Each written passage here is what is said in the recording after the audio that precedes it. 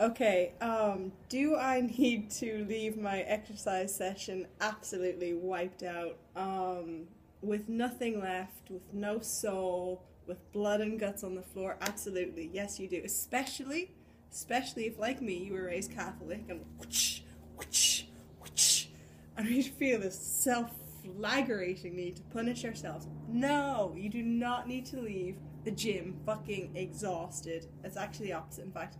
Um, I made this mistake a lot in my 20s. Actually, in my 20s, I just felt I was unbeatable. I had so much energy, and then I hit 30, and I'm like, oh fuck, I can't maintain this rhythm anymore. And then I felt this is actually really common. I felt really lazy for not killing myself in the gym.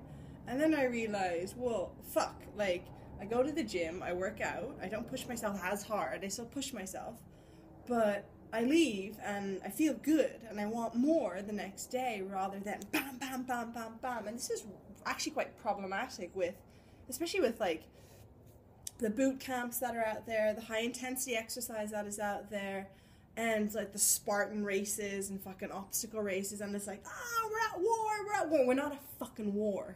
You know what I mean? We're not at war here. You're not a warrior. I mean, you can get stronger in the gym, but you're not fucking fighting in Afghanistan or Kosovo or whatever. First things first, high intensity has its place, and I really do like high intensity, depending. Um, should you do it every day? No. Should you do it for an hour non-stop high intensity, a sacco wacko? No, you definitely should not either. But maybe something like some interval training twice a week, depending, or a higher intensity class, absolutely. I go to a class a couple of times a week that I really enjoy because it's intelligent. And what we do is um, we warm up and we work a lot on mobility. And at first I thought this is really stupid, and then I realized, oh, I actually come out feeling amazing. We work on a lot of mobility, and then there's a higher intensity part for maybe 15 minutes, and then we bring it down again, and then we do a lot of just like stability stuff. And honestly, that's the best kind of training that I found, bar free weights and a little bit of running and jump roping that I really like to do in my spare time too. But for the general person, and I would classify myself as a general person because honestly, I'm not trying to be a famous athlete. I am not a professional athlete. I'm not trying to be anyone famous. Probably neither are you, and you just kind of want to look good and feel good and have a lot of energy and get in shape. And honestly, you do not have to kill yourself in the gym. You do not have to. It's not necessary, nor is it sustainable. Nor, I mean, look at it. Like, can you maintain that rhythm in 10 years, in 20 years? No. So is it the right thing to do? Look, if you really enjoy it, if you really thrive off of it, absolutely. But I'm telling you, there's a more intelligent way to train, and that's with a little bit more planning, and that's planning higher intensity twice a week. It's hard on your nervous system, and then maybe some weight training twice a week, or then maybe some like walking twice a week, or every day even. But it depends. Once again, depends on what you need to take into account, and this is just very important. Is stress and recovery. So, for example, I'm going to use just a wild example. Imagine you're working, maybe you're a nurse, okay? You're working the night shift. Maybe you have a kid, so you're not sleeping at night. You have a kid, and your relationship is a little bit rocky, and you're just a little bit stressed out in general. So, okay, you have not sleeping, you have shaky relationship, you have a kid that needs a lot of attention, and then you go to the gym and you crush yourself in the gym. You're just beating yourself down. And why not go a step further? Why not say, let's call you Shemima, working fucking the night shift, having a rocky relationship, having the kid that's just problematic, and then you're going to the gym and crushing yourself like a beast because it's beast mode and that's in fashion now. You're also dieting and on a low carbohydrate diet.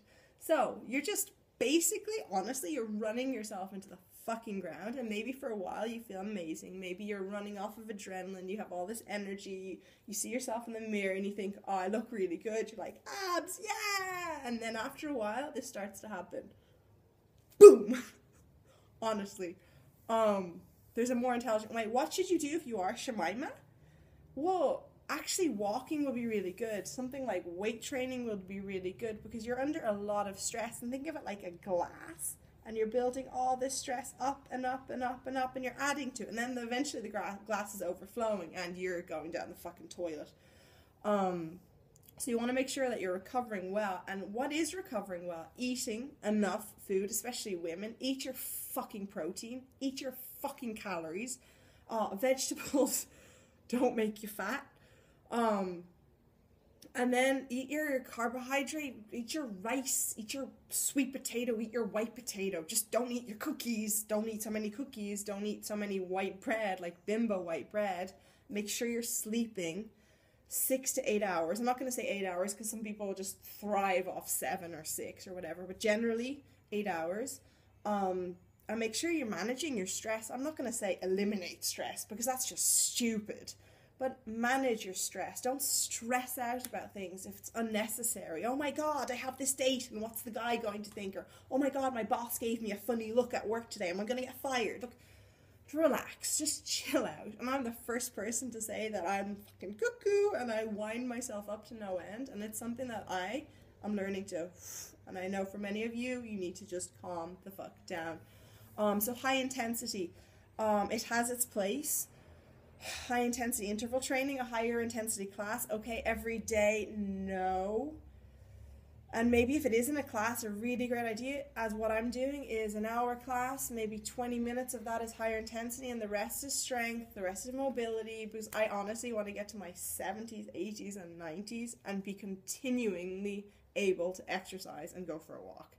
All right, there'll be more.